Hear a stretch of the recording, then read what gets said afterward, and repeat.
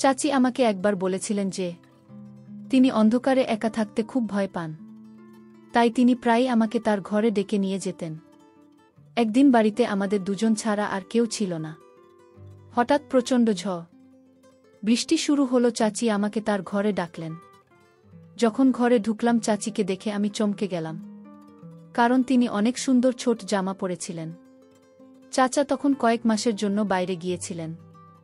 কাজের খাতিরে চাচি আমাকে একদিন অন্ধকারের অজুহাতে তার ঘরে ডেকেছিলেন।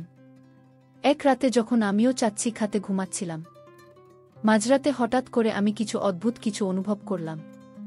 চোখ খুলতেই যা দেখলাম তাতে আমি অবাক হয়ে গেলাম। তারপর চাচি আমাকে দিয়ে জোর করে বাকিটা গল্পটা শোনাচ্ছি। আমার নাম সুজয়। আমি 21 বছর বয়সী। আমার চাচি ছিলেন অনেক সুন্দর আর অনেক ফর্সা, যে কেউ তাকে দেখলে মুগ্ধ হয়ে যাবেন। চাচা ও তার রূপের প্রেমে পড়ে তাকে বিয়ে করেছিলেন। চাচি সবসময় সাজগোজ করে থাকতেন। একাদশ শ্রেণীর পরীক্ষা দেওয়ার পরে আমার ছুটি শুরু হয়েছিল, তাই আমি মা বাবার কাছে অনুমতি নিয়ে চাচি ও চাচার বাড়িতে ছুটি কাটাতে যেতে চেয়েছিলাম। চাচার বিয়ে মাত্র 3 মাস আগে হয়েছে, তাই আমার বাবা মা আমাকে সেখানে যেতে নিষেধ করেছিলেন। কিন্তু আমি অনেক বছর ধরেই চাচার বাড়িতে যাইনি, এমনকি তাদের বিয়েতে যেতে পারিনি, কারণ তখন আমার পরীক্ষার সময় ছিল। চাচার সঙ্গে দেখা করার জন্য আমি খুব আগ্রহী ছিলাম এবং নতুন চাচিকে দেখতে চাইছিলাম। বাবার কথা ছিল যে আমরা পরে কখনো দেখা করতে পারব, কিন্তু আমি তখনই যেতে চাইছিলাম। শেষ পর্যন্ত অনেক বুঝিয়ে বাবা চাচার বাড়িতে যাওয়ার জন্য রাজি করালাম। মাঝে মাঝে ভাবি হয়তো ভালো হতো যদি তখন চাচার বাড়িতে না যেতাম, কারণ এত কম বয়সে চাচি আমার সাথে এমন কিছু করবে যা আমি ভাবতেও পারিনি। একটি নতুন অভিজ্ঞতার সন্ধানে আমার জীবনে একটি গুরুত্বপূর্ণ দিন এসেছিল। তা ছিল শনিবারের একটি দিন, যখন আমার বাবা আমাকে চাচার বাড়িতে নিয়ে গিয়েছিলেন। কিন্তু আমাদের পৌঁছানোর পর দেখি বাড়ির বাইরের দরজায় তালা বন্ধ। মনে হলো চাচি হয়তো কোথাও গেছেন। বাবার ফোন করার পর জানতে পারলাম তারা শপিং করতে বেরিয়েছেন এবং বাড়িতে ফিরতে কিছুক্ষণ লাগবে। তাই আমরা বাড়ির বাইরে দাঁড়িয়ে তাদের জন্য অপেক্ষা করতে লাগলাম। প্রায় 2 ঘন্টা পর চাচা চাচি বাড়িতে পৌঁছলেন। বাবা বাইরে গিয়ে তাদের সঙ্গে দেখা করলেন আর চলে গেলেন আমাকে রেখে, এবং আমরা সবাই একসঙ্গে বাড়ির দিকে ফিরতে শুরু করলাম। চাচি তখন স্কার্ফ দিয়ে মুখ ঢেকেছিলেন এবং চাচার বাইকে বসেছিলেন। আমি দেখতে পেলাম চাচি অনেক সুন্দরী।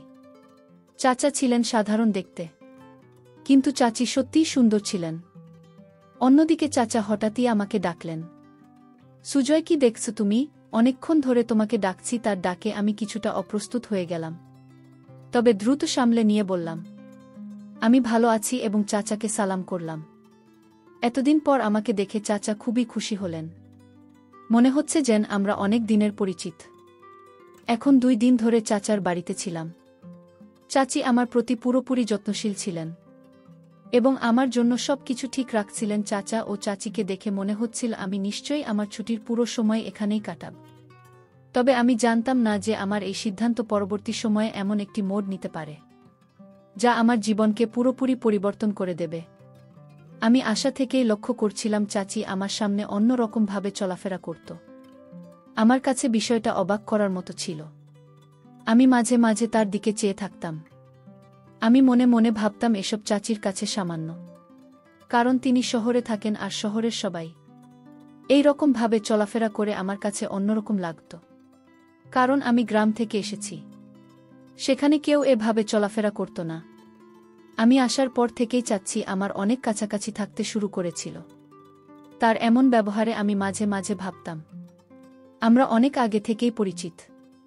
3য় দিন সকালে আমি যখন ঘুম থেকে উঠলাম, তখন বেলা 4টা। ঘর থেকে বেরিয়ে দেখি চাচা ব্যাগ গোছাচ্ছেন। তাকে ব্যাগ করতে দেখে আমি জিজ্ঞাসা করলাম, চাচা, আপনি এত সকালে কোথায় যাচ্ছেন? চাচা বললেন যে তাকে একটি জরুরি কাজে 2 মাসের জন্য বিদেশে যেতে হচ্ছে। আমি হতাশ হয়ে বললাম, কি বলছেন চাচা? আমি তো এখানে মাত্র 2 দিন হলো এসেছি, এবং আপনি এত তাড়াতাড়ি চলে যাচ্ছেন। আমি আপনাকে যেতে দেব না।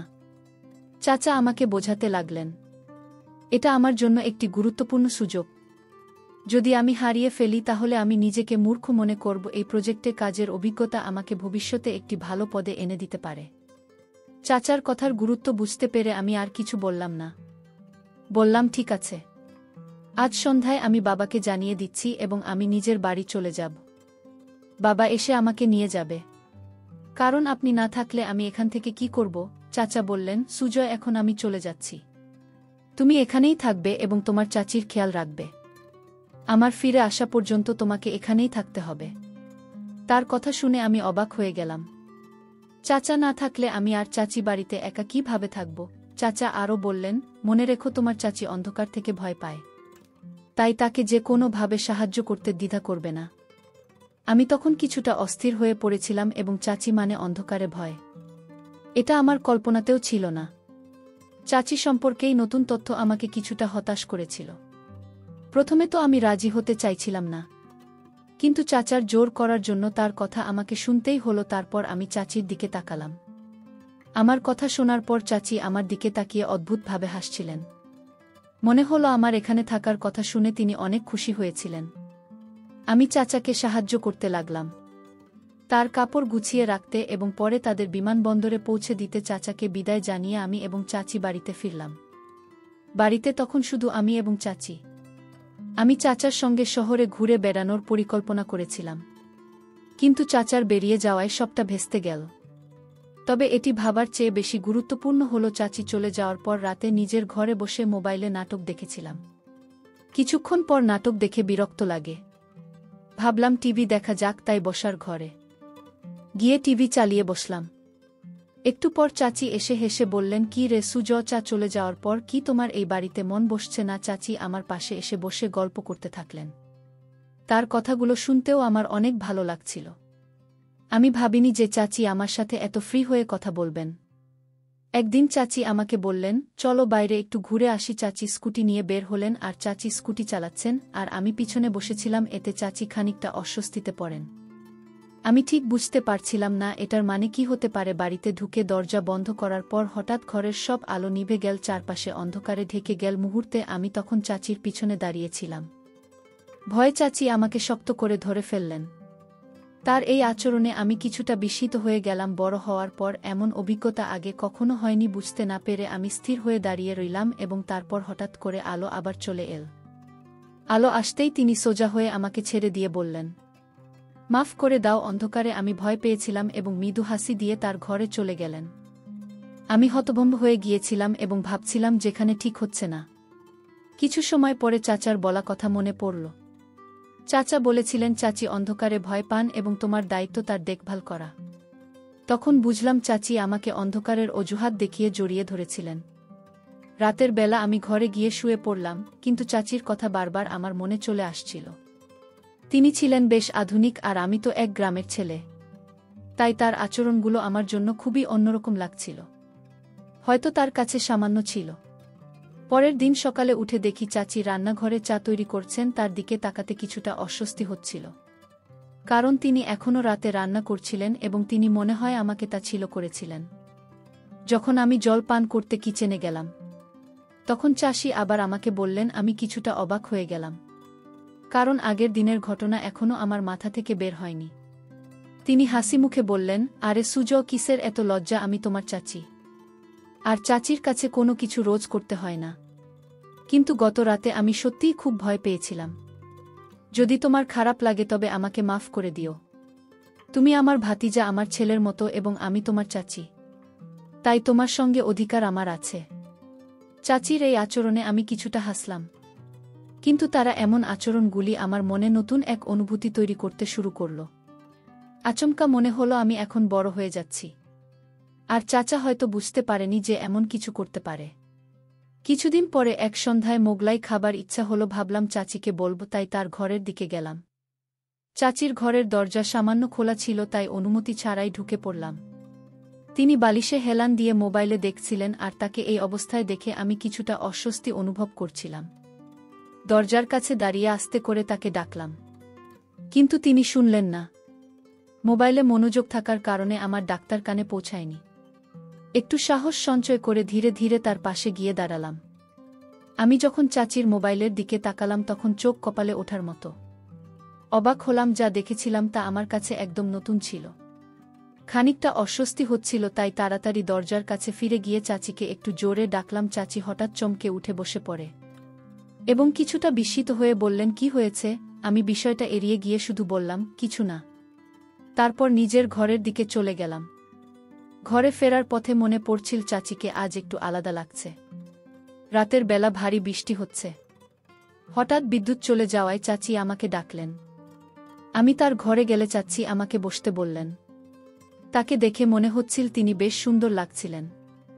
চাচি বললেন, সুজয়, তুমি যতক্ষণ লাইট আসে আমার কক্ষে থাকতে পারো। আমাকে অন্ধকারে ভয় লাগে। আমি সেখানে থাকতে রাজি হলাম। আমরা কিছুক্ষণ ধরে কথা বলতে লাগলাম। চাচি আমাকে জানালেন চাচি ও চাচা আর খুব তাড়াতাড়ি বিয়ে হয়েছিল। তিনি বললেন, আমার ও তোমার চাচার 1 বছর আগে প্রথম সাক্ষাৎ হয়েছিল এবং আমাদের প্রেম এত দ্রুত বাড়তে থাকে যে আমরা কিছুদিনের মধ্যেই বিয়ের সিদ্ধান্ত নিই। গল্প করতে করতেই সময় চলে যায়। যখন আমি ফের ঘরে যাবার কথা ভাবছিলাম, তখন চাচি আমায় বললেন, সূর্য, যদি তোমার আপত্তি না থাকে তাহলে কি তুমি আজ রাতে আমার ঘরে থাকতে পারো? আমার মনে কোনো দ্বিধা ছিল না, কারণ চাচি ও আমি একা ছিলাম। তার সাথে গল্প করতে আমার বেশ ভালোই লাগত। তাই আমি রাজি হয়ে গেলাম। আর চাচাও আমাকে আগেই বলে রেখেছিলেন যে চাচির খেয়াল রাখতে। সারা রাত বৃষ্টির আওয়াজ চলছিল এবং আমি ঘুম থেকে উঠে দেখলাম চাচি অত্যন্ত আনন্দিত, যা আগে কখনো আমি তার মুখ দেখিনি। ব্রেকফাস্টের সময় তিনি আমাকে বলেছিলেন, এখন বৃষ্টির দিন, তাই তুমি আমার ঘরে থাকতে পারো।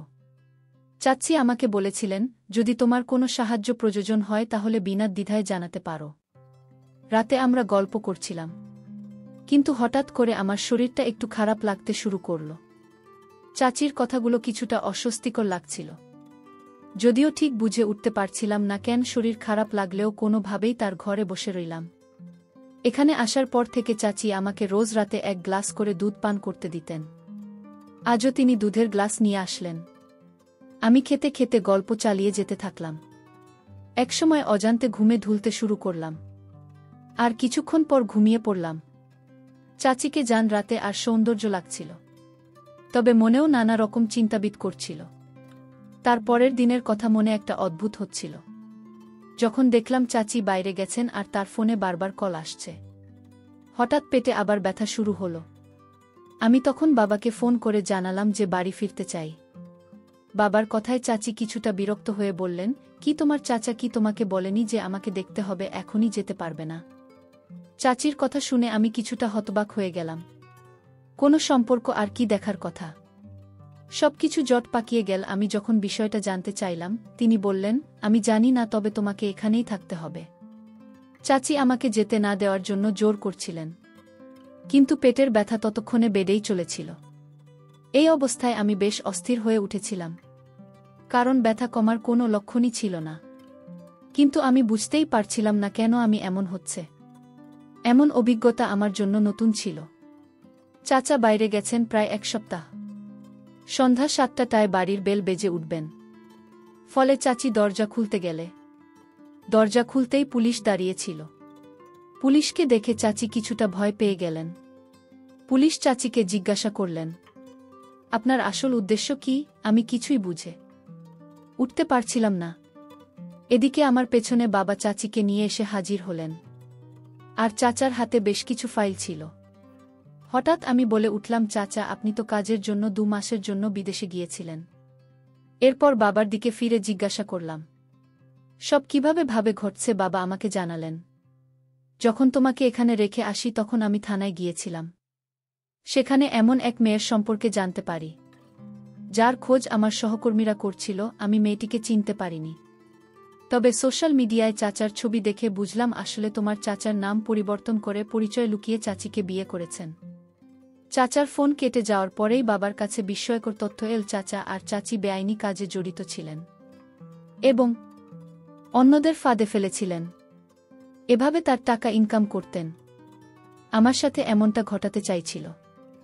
তখনই বুঝলাম কেন আমার পেটে এত অস্বস্তি ব্যথা হচ্ছিল। চাচা সম্ভবত লুকিয়ে আমাকে এমন কিছু পান করেছিলেন যাতে আমার অস্বাভাবিক লাগছিল, আর চাচি ও তা জানতেন। গত রাতের ঘটনাগুলো মনে করতে শুরু করলাম। মনে হল চাচা আর চাচি সম্পর্কের মূল্য না দিয়ে কেবল দ্রুত টাকা কামানোর মোহে অন্ধ হয়ে গিয়েছিলেন। ধীরে ধীরে বিষয়টি পরিষ্কার হল। কেন চাচা এত দ্রুত এই শহরে উন্নতি করলেন? আমি চাচার আতিথ্য উপভোগ করতে গিয়েছিলাম, কিন্তু তারা আমাকে ধোঁকা দিয়েছেন।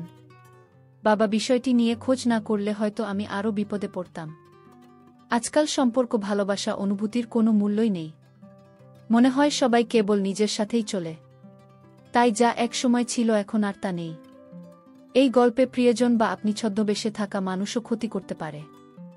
ফলে এমন কারও প্রতি অন্ধভাবে বিশ্বাস না করে প্রতিটি সম্পর্কে সতর্কতার সাথে পর্যবেক্ষণ করা প্রয়োজন। বন্ধুরা, আজকের গল্পটি কেমন লাগলো তা অবশ্যই কমেন্ট করে জানাতে ভুলবেন না। আর এরকম নতুন নতুন গল্প পেতে চ্যানেলটিকে সাবস্ক্রাইব করে পাশে থাকবেন। ধন্যবাদ।